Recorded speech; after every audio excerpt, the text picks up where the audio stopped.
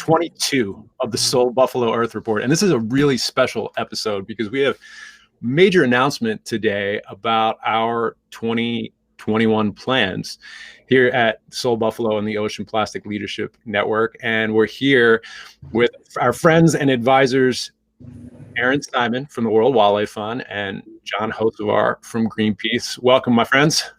Thank you. Hey there. So today we're going to be talking about a global treaty for plastic and a dialogue series that we are running together with both of your organizations, with World Wildlife Fund and Greenpeace next year, to bring together a vast array of stakeholders around this issue. So really excited, and it'd be great if you guys could just take a quick second to introduce yourselves and what you guys do for your respective major global organizations. Erin, you first. Oh, sure. Yeah.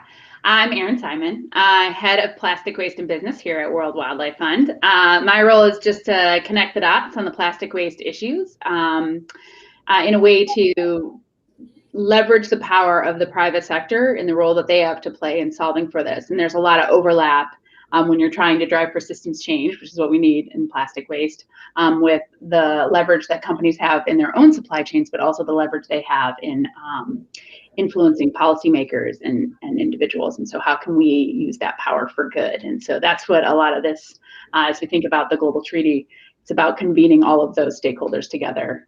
So excited to be here. Looking forward to the conversation. John? Thanks, Erin. I'm John Hocevar. I oversee the oceans programs for Greenpeace US.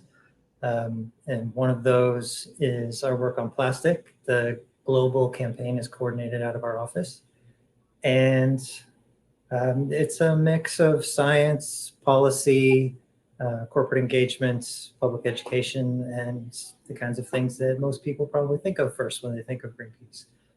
So I'm looking forward to the conversation. Thanks, guys.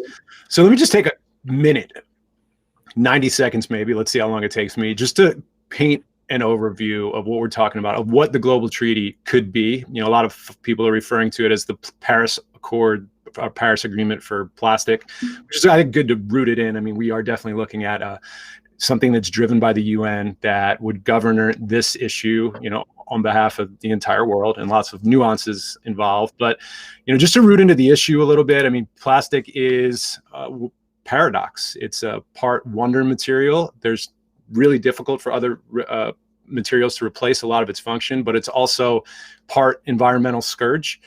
And we are seeing it, you know, all over the environment, in the oceans, in the mountains. There's been some studies that it's been raining plastic, it's ending up in our bodies. I mean, it's a really critical issue where over 8 million metric tons a year are ending up in our ocean, you know, and that's equivalent to one garbage truck every minute of every day. So COVID's made it significantly worse with all the personal protective gear, 129 billion masks that could cover the entire country of Switzerland in a year, just to give you a visual, mountains and all.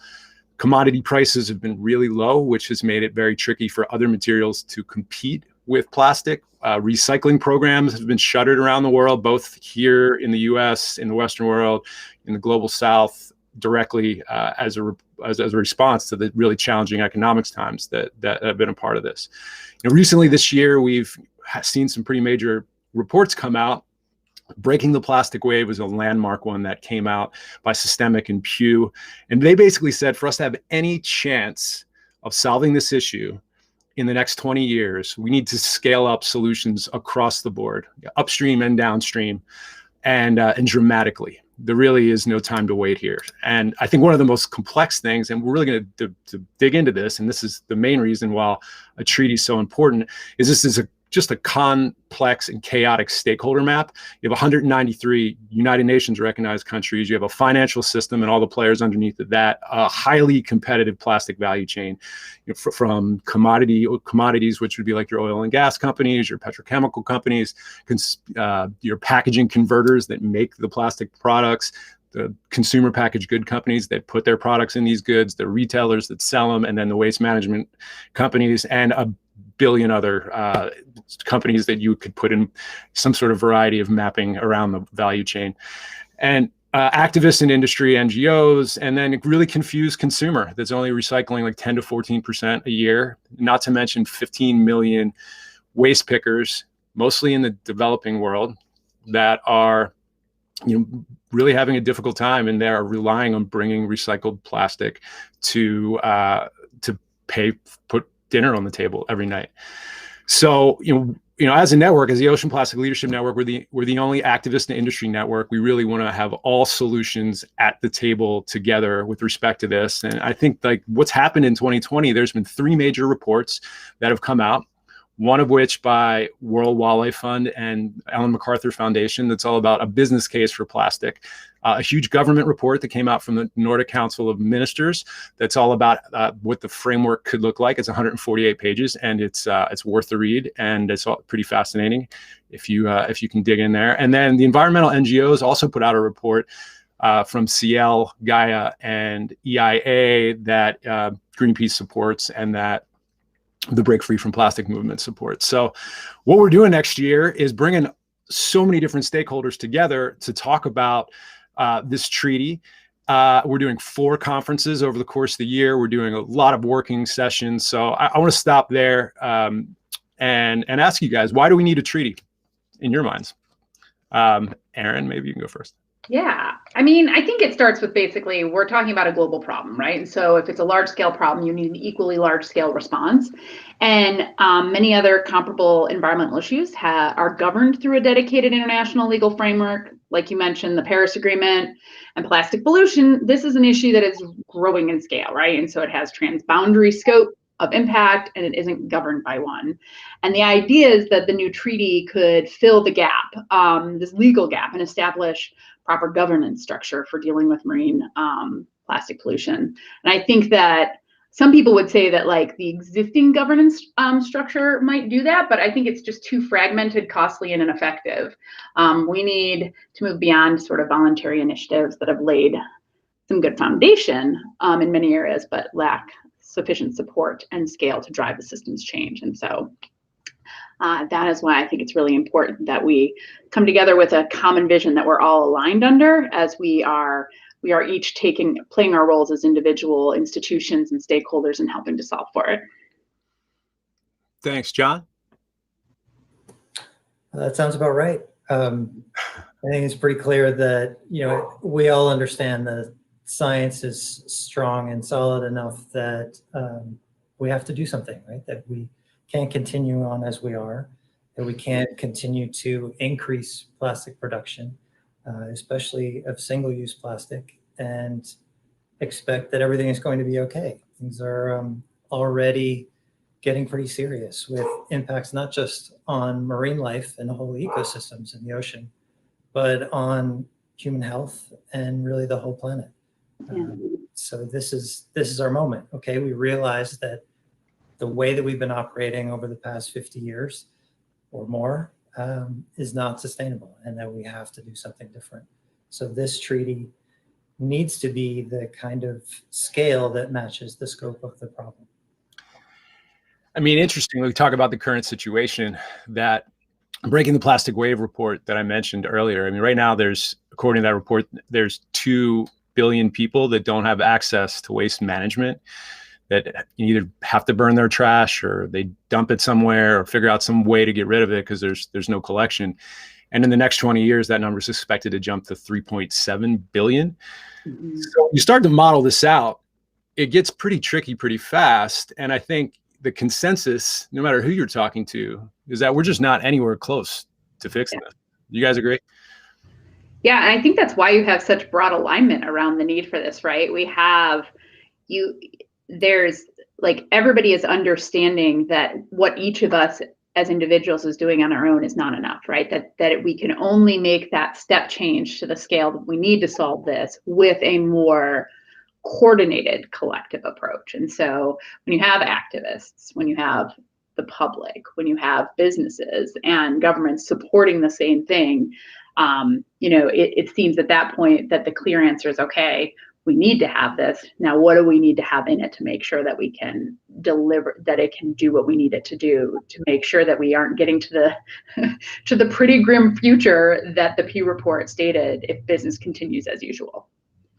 Speaking of it, so the manifesto that came out along with the report that World Wildlife Fund and Ellen MacArthur put out, can you talk about what that was all about, and what those 50 signatory companies, right?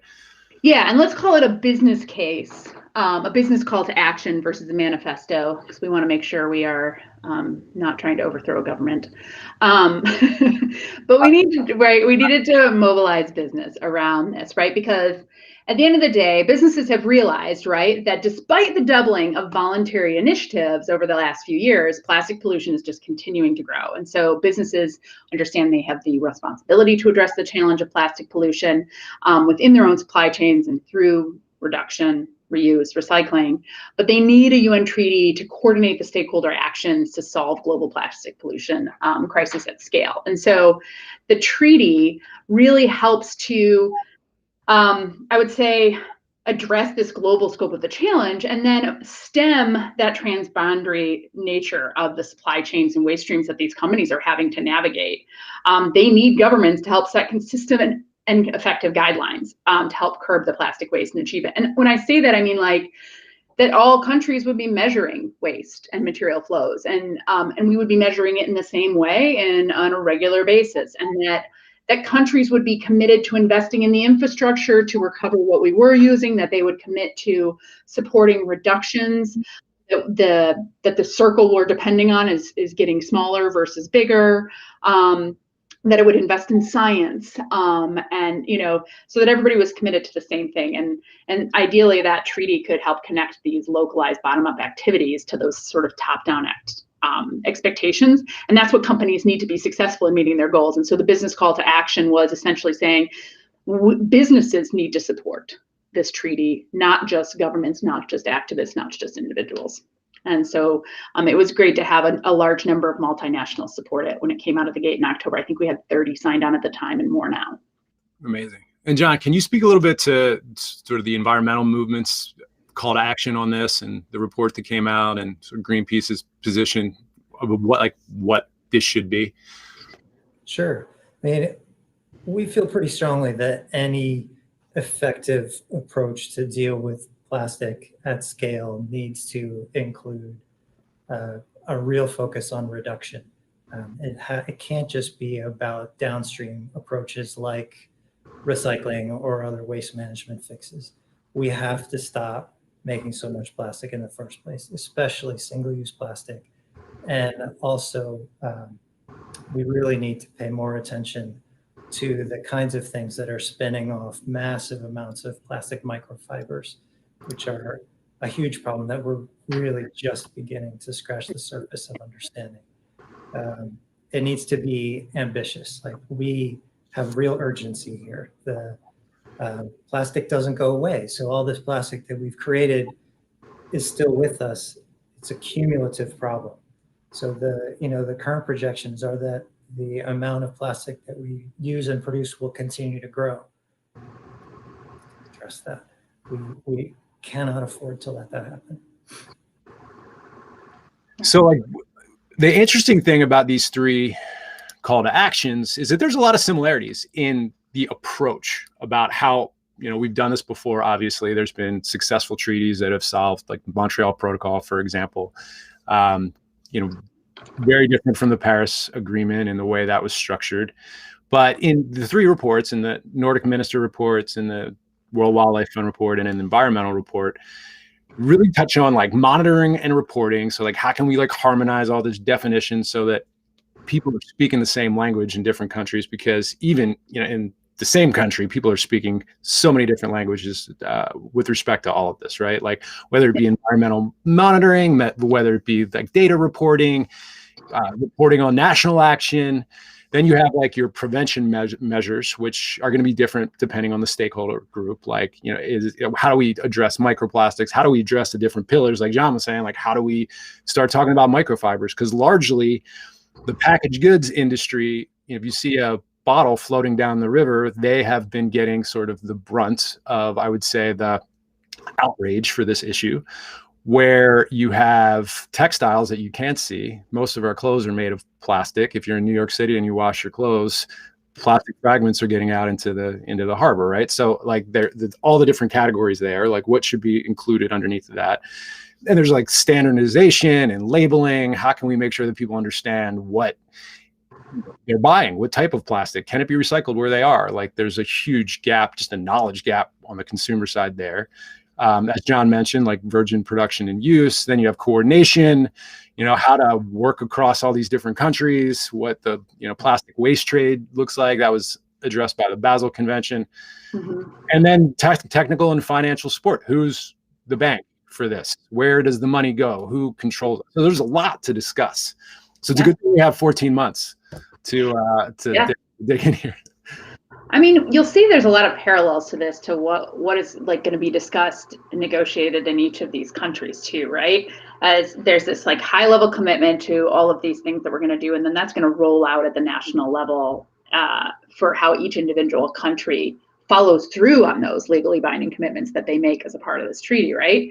And so I think what we want to make sure of is that that we don't repeat mistakes of the past, right? That we make sure that, we've all agreed we need this. We all agree of the around the severity and the risk associated with business as usual.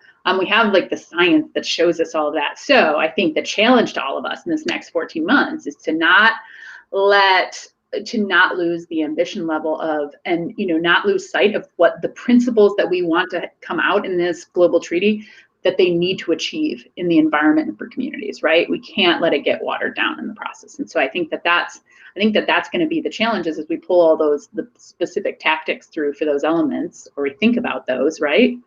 That we're considering the repercussions of those decisions too.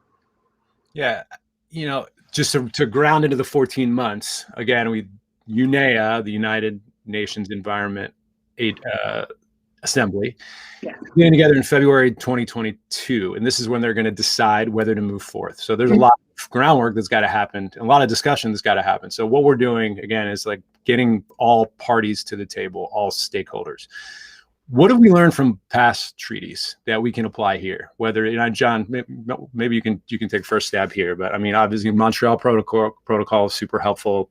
Paris is picking up steam. The high seas negotiations are still in negotiations, but love to hear your thoughts. One of the things that we've learned is that, pretty much anytime there's a discussion about new regulation at any scale that will affect the way that we have been doing business, we're going to see opposition from some corporate lobbyists.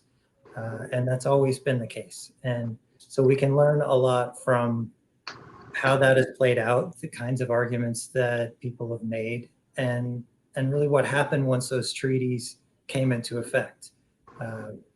Were the concerns that industry were raising, did they come, how right were they?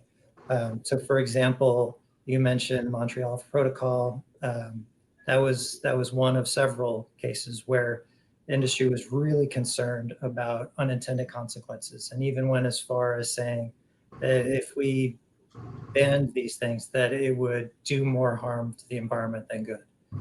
And of course, that hasn't turned out to be true. And I think here we have enough lead time. The treaty is likely to take several years.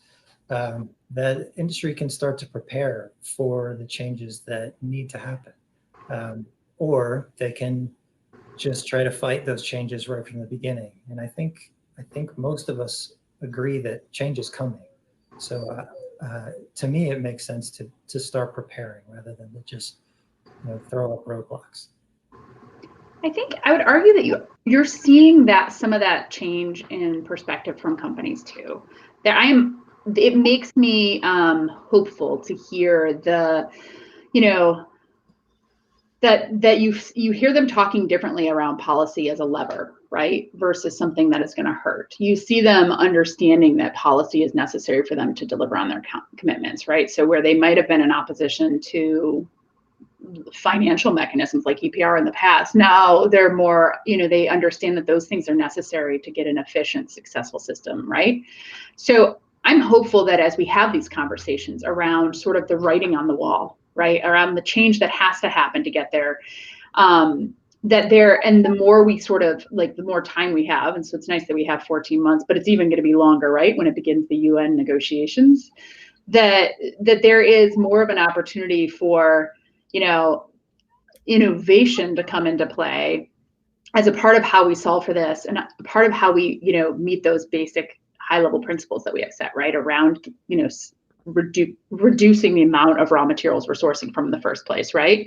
What are the new business models that need to be invested in now? The new technologies. What type of supply chain changes will that mean when you're not sourcing from the same source of past? Like how do we get them thinking about those things early on so that the lead time for the development of those solutions to be put in place can happen in line with, the way the system is shifting. So I'm hopeful that will happen. It seems different, but I could be proven wrong. Why do you think it seems different this time around? I mean, I don't know about John, but like I couldn't have had a conversation with US-based companies in the past about EPR. And now they're at the table, all right? It wasn't when we wrote the business case to have a conversation with them about why the global treaty would be valuable. They have the ones that have been spending a lot of time looking at what their impact is in the plastic waste problem more holistically have an understanding that they have like an ambition set for what they need to do, but they can't do it if the system doesn't actually help them to do it, right? And they can't do it with the current like plans for growth that they have right now in the current formats. So they need to have that systems change happen, and they can't do that without policy, right? So I think that they have had that realization. For anyone who's really dug into the tactics that they need to take as an institution, they know that those will be futile without the systems change. So they need to be a part of that systems change, right? So I think we've gotten that far, but we just haven't gotten to like the actual. We've all agreed on the high level. Now it comes to like, what is it? And I think that that's the part that the UN has to negotiate is what is in it. But could we, in the meantime, be setting the stage for a higher level of understanding of what that should be versus a diluted one? And as WWF put out a paper making the business case for a treaty, it's clear that there is one, right? Customers at every scale are raising concerns about plastic. Yeah. So for a lot of people, it's going to be a moneymaker to think about new ways of doing things. Yeah. And then there's the personal level. I mean, businesses are run by people, and nobody wants their kids, never mind their grandkids, to be eating, drinking, and breathing twice as much plastic as we already are. This is a human scale issue. Yeah. I think it's you being with the leadership network and having 70 stakeholder groups. One thing we're not short of is across the spectrum of people that want to solve this fast and that care deeply. But you're right. I mean, when you start talking about the system, and that is what a treaty like this would address, it gets tricky pretty fast. And how do we make sure stakeholder groups aren't left out? I mean, and I think one of the things that we as an organization just are going to through this series of meetings and these dialogues is to make sure that, the waste collectors that are out there picking trash out of landfills and picking trash out of the environment. I mean, I was in Delhi. We were doing a wildlife expedition in southern India for a big multinational human wildlife conflict. And I had the opportunity to work with some university professors and do like a waste tour in Delhi for a day. And it was like 5 years ago. Like plastic was in the zeitgeist. I think it was before the turtle had the straw up his nose. Like it was like early days of whenever it tipped and everyone was talking about plastic and it was in the news 3 times a day. And seeing these, the people that are just living in these landfills, these giant mountains on the edge of town, and just being in a highly populated area like that and just seeing it firsthand. I mean, I immediately knew that we needed to start working in plastic. And that culminated in the Ocean Plastic Leadership Summit that you guys were both with us in the middle of the Atlantic Gyre with all kinds of stakeholders, which certainly led to the trust that enabled us to hold these kind of meetings. Yeah. But, you know, I think one of the things that we hope to do is to just make sure all voices are represented, and to give, you know, the waste collectors that are on the ground an opportunity to speak to the industry leaders, and to give the environmental NGOs an opportunity to speak to the governments, and to give the industry leaders, you know, and in some cases the organizations of multi-stakeholder organizations that are aligned with industry, the opportunity to, you know, I think that's the key. And that's what I think we're all banking on, is that this open dialogue, this real hard conversations, you know, that there is going to be tension involved, but that progress can come out of these. So I'm like wondering, like, what are you guys hopeful about? What are you nervous about moving into a year versus a year worth of conversations around all this? Well, let me build off of what you said first. One of the things you were talking about was the waste pickers. And we've been talking a lot, we often think about the developing world where inequities and where these environmental issues disproportionately impact those who have the least ability to do anything about it, right? But I think that's also the case in developed worlds too, where, you know, whether it's the folks working in waste management or where waste management and landfills exist, you know, they also represent, I would say, an imbalance in who is going to be infected by the prevalence of waste. And so we want to make sure that we are raising those voices up too, because I think it's going to be important that we are thinking about equitable solutions across the board, whether in developing or developed nations. But what I'm hopeful for is that,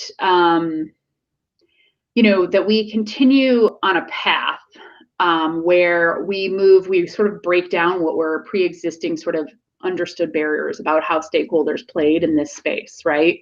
You know, and continue to make step changes with that. And when I say those sort of very big blustery words, it means like we don't fall back onto our roles before.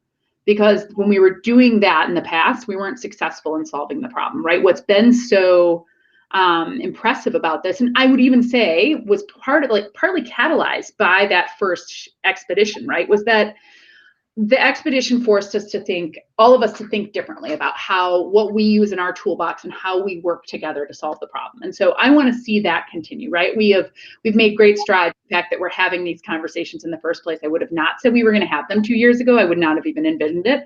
I think is a huge step. But I still think that, and I would argue that that's still not enough. And so I want that progress to continue, and that the trust that we build right now, at times tenuous, continues to grow. So that's what I'm hopeful for. What I'm worried about is that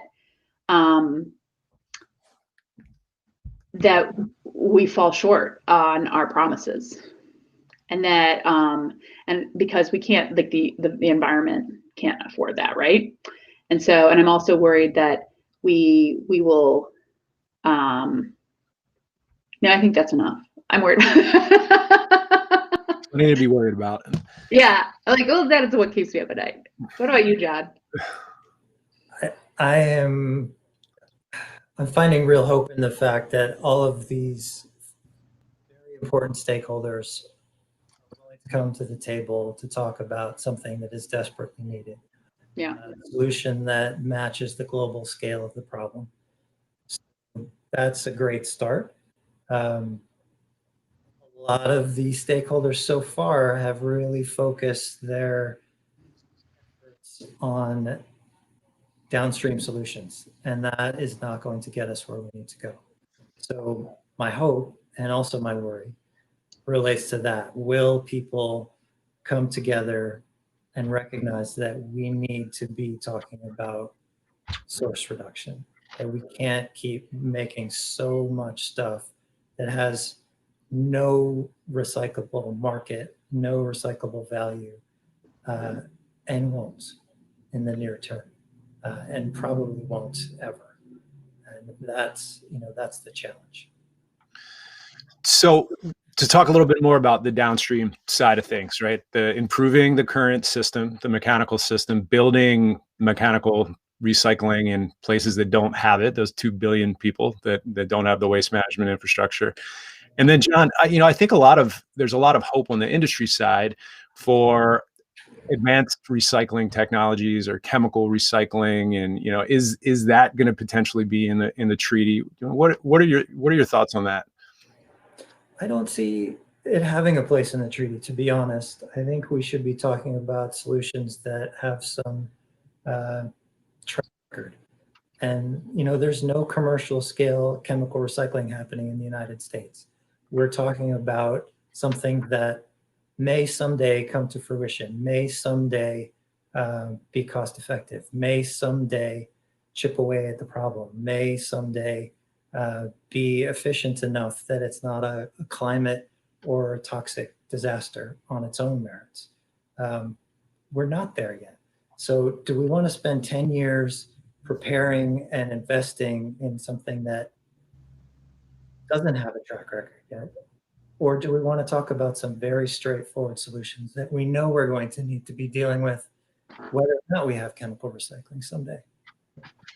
Erin, Just to finish off, if we do end up having a conversation about chemical recycling in the context of the treaty, I think there will be some pretty important steps that we can take to clarify the definition of what is and is not chemical recycling, and certainly not waste of fuel, for example.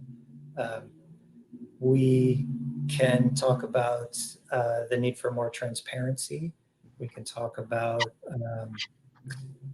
there are several important guardrails that would be helpful in a conversation about chemical recycling that don't currently exist.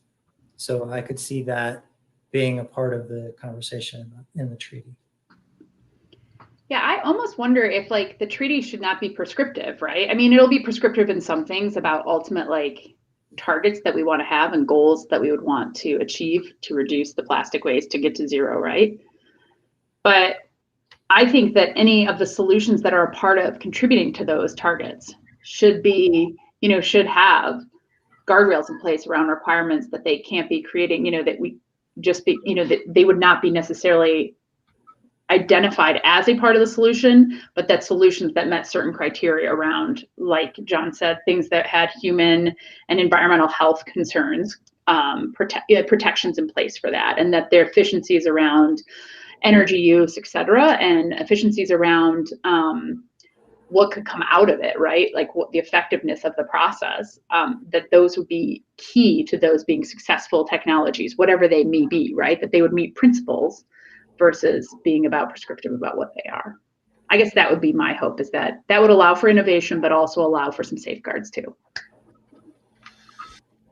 And then on the upstream side of things, in addition to the reduction conversation, there's, I think, opportunities to identify reuse. There's certainly some sort of uniform policy initiatives. I mean, I think one of the reasons we decided to do this, and one of the reasons we were excited to do this together with both of your organizations, is that we've had some pretty interesting conversations about EPR, extended producer responsibility, here in the U.S., which is unbelievably complex with so many different, and it's just in the U.S., right? I mean, it's 20 bullet points with, 20 subheaders underneath, and all of these different points need to be negotiated and stands need to be, and then if you scale that out globally, it's really a good thing that we have 14 months. And there's no way we could possibly get to everything.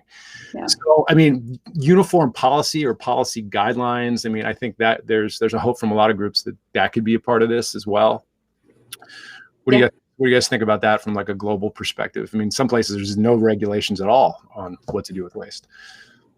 Yeah, I think that has to be a part of it. You have to have consistent commitments from countries to say they're going to address their plastic waste problem, and they're going to have to follow that up with policies that create the system that does that include the financial mechanisms that drive it, that include design standards for what is happening, include what is not in the system, that should not be in the system anymore, right? And then I would say include targets for how they're going to reduce that versus how they're going to do it at scale, right? By at scale, growing production versus reducing. So, I don't know. Yeah, that sounds right. And I think there will be some important connections to existing treaties where this can support and reinforce efforts through the Basel Convention, for example, or MARPOL and the IMO. Those are really important pieces of trying to solve all of this. But part of the need for this treaty that we're talking about is that those existing treaties are limited in scope. Yeah. So what other, so you talk about MARPOL, for example, which regulates illegal dumping from MARPOL Annex 5 that regulates illegal dumping from ships, or the Basel Amendment that just passed in 8 months, which helps bring transparency in the global waste trade. Now that, no one in the world has been able to ship their plastic waste to China for 4 years now. So this has really helped in a big way, sort of regulate where everything can go or will go. I mean, one of the biggest things we hear when we talk about this is just the amount of time the treaties can take, from the inception to the time a treaty is actually negotiated. I mean, Montreal happened faster than most, from the time they figured out this was an issue till I think it was like 12 years until they passed the treaty that effectively solved the ozone layer crisis. Then you got Paris, which was a much longer and windy road it was like 25 years. The high seas has been going on for 12 years. I'm relentlessly optimistic in the sort of Christiana Figueres has the best TED Talk ever. If you guys haven't seen it, you should check it out, where she's just like, her relentless optimism. She was a lead negotiator for the climate moving into Paris, and she was instrumental in getting that done. I think there's a certain amount of optimism we have to have here. But how can we get this done faster than we've ever gotten anything done before? I mean, and I also want to caveat that one of the things we are definitely very cautious and we're not the UN here, or do we have any aspiration to be what we're doing is, through this whole series of meetings, is to try to get folks to sit down and have conversations they otherwise wouldn't have, to find out where there could be agreement, so we don't have to waste time on stuff where there is agreement, because there is agreement from, on some things with environmental groups and petrochemical groups, like, for sure. There is some overlap there. There's plenty of disagreements as well. So how can we do this faster, guys? And how can we make this relentless optimism infectious? Because I think that's what it's going to take. I don't know that we are going to have any power over the UN, right? To do, but I think what's sort of interesting is this phenomenon that happens when everybody says we need a global treaty and they start to build it, is that it triggers action on the ground already, right? I mean, you've almost already seen that with the plastic waste movement already. You've got everybody sort of scrambling to do their part, right? Not always getting it right and not always doing enough, but there's a certain amount of everybody leaning in together on it already. And so I think that if you have this, if the UN says yes, we're gonna make a global treaty, then everybody knows it's coming. And so there's almost a number of chips that start to fall as a part of that, right? You see countries starting to say, okay, I need to figure out what our contribution to this global waste problem is. That means I need to put systems into place to be more transparent. You've got Basel that's already sort of helping to drive that, which says if you want to ship your plastic to another country, it has to be all the same type. It has to be clean. It has to be, that chain of custody has to be managed.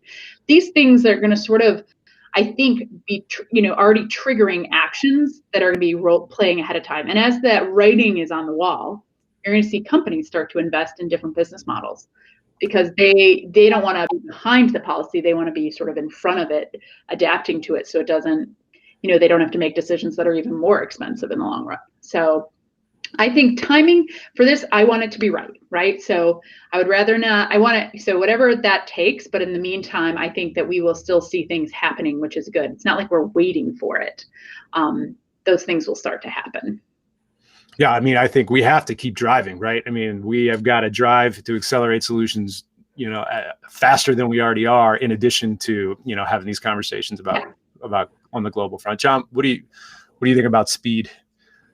Well, I mean, there's enormous urgency to the problem. So we don't really have any choice in terms of acting as quickly as we're able. As Erin said, it's more important in the global treaty to get it right than to get it done tomorrow. One advantage that we have that some other treaty processes didn't is that this is something that everyone understands we need to do something about. It's not just, people in wealthy countries in the West. It is everywhere in the world. People are already seeing the impacts of the way that we've been doing things and don't want that to continue. They certainly don't want it to get worse. So that gives us a real advantage. And this, these dialogues are going to be really helpful in making the best use that we can over the next 14 months before UNEA meets in early 2022. One of the, I think one of the things that we have going for us, and one of the things that I think was a real challenge on the climate front, is that there were, for a while, there still are some, but for a while, so many climate deniers. And there's no plastic denier. There's no plastic in the environment deniers. I mean, you can see it, you can feel it. So that's one of the things that gives me hopeful that this is gotten so out of hand, and there's such a deep realization that we need to fix this, that it needs to happen. It's this sort of runaway feedback loop that has happened in the last 5 to 7 years, where everything's just like the snowball has started rolling down the hill, and it's gotten worse and worse and worse. And there's universal understanding. So it's just about how. So, well, we had a few more minutes left. I wanted to leave you guys a little bit of time if you have any closing remarks. But I want to say just how grateful I am to both of you and your organizations for doing this with us, and for trusting us, and for this is such a big thing that we're all taking on. And I think just like the only way we can do it is together, and that just means everyone that is involved with this issue really diving in. So, any final thoughts, Erin? I am excited that we're where we are. I am hopeful, and I want everyone who has a role to play in this, which is basically all of us, to get involved. And I think that these workshops are a great way to get your feet wet and play a role. So welcome, come ready to play. Yeah, that sounds right. Let's do this, and that means not coming with preconceived notions about what is and isn't possible. Right. And also, I think, yes, the treaty will take some time to negotiate. And in the meantime, let this be the signal about what is coming and what you need to prepare for. And so for any of the stakeholders that are aware and engaged enough to participate in this conversation, don't be waiting until then to take action yourselves. Well, thank you guys, and to anybody watching, or any of our members, or any companies that are not yet members, we are preparing 300 invitation letters as we speak to go out to a huge portion of the plastic value chain, and we're an additional batch of letters to go out to government folks. And one of the things that's really mission critical, as I mentioned before, is that this is inclusive, and that this is inclusive on the NGO community all over the world. We don't want to put any barriers up to make it tougher for organizations in the global South to join. So that is a huge piece of our pillar moving forward. That this is like truly representative of all the stakeholders, and that it's very balanced. So you'll be hearing from us if you are a big company in the plastic value chain, or somehow associated with this issue in any way, shape, or form. And like I said, just super grateful to both of you, and thank you guys so much. More to come, and there will be a lot of SoulBuffalo Earth Report treaty conversations coming up from folks all over the board with this issue. So with that, I want to say thank you, Erin Simon, John Hocevar. Let's do this thing. Thank you, Dave. Thanks, Erin. Thank you, guys. Looking forward to it.